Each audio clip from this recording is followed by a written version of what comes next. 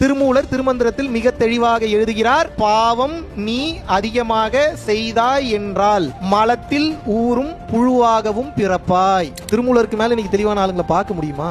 ஓரணுவை ஈரணுவாக பிளந்து, ஈரணுவை மூவணுவாக பிளந்து, 3 அணுக்களை லட்சம் அணுக்களாக பிரிச்சு உள்ள போய் அங்க என்ன இருக்குன்ற உண்மையை பார்த்துட்டு வெளியில வராரு. இது என்ன, இது எப்படி சொல்றது? அவர் என்ன டெக்னாலஜி யூஸ் பண்ணாரு? அப்பேற்பட்ட ஞானம் பெற்ற திருமூலர் தெளிவாக எழுதுகிறார், அடுத்த பிறவி மிகவும் கொடூரமாக இருக்கும், அடுத்த பிறவி மிகவும் மோசமானதாக இருக்கும்.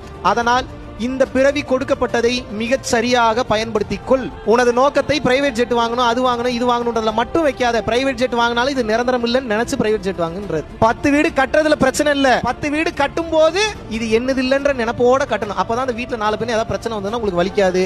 இங்க எப்ப வலிக்க ஆரம்பிக்குதோ வாழ்ற வாழ்க்கையில நிம்மதி இருக்காது.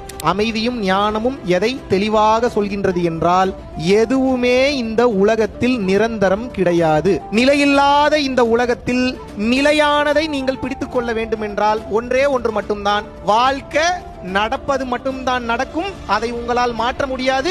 அதை ஏற்றுக்கொள்ளக்கூடிய முழு பக்குவம் உங்களுக்குள் வர வேண்டும். அதை ஏற்றுக்கொள்வதற்காக மட்டும்தான் இந்த வாழ்க்கை. அடுத்த ஜென்மம் வந்ததுனாதான் நிஜம். இப்போ உங்களுக்கு எது நிஜமா இருக்கு? இப்போ உங்க கையில இருக்கக்கூடிய இந்த நொடி, இந்த நிமிடம் மட்டும்தான் நிஜமாக இருக்கிறது.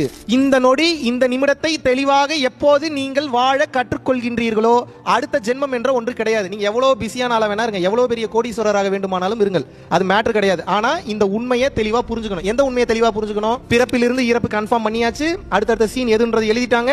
இத தெளிவில்லாம, அப்படின்னா என்ன, விழிப்புணர்வு இல்லாமல் இந்த விஷயங்களை போய் நாம் அணுக கூடாது. அப்படின்னா என்ன, ஒவ்வொரு சூழ்நிலை வரும்போதும் 100% புரிதலோடு காரணத்திற்காகத்தான் இது நடக்கிறது என்று உள்ள ஏத்துக்கணும், வெளியே செய்ய வேண்டிய வேலையை செய்யணும். இப்படித்தான் வாழணும்.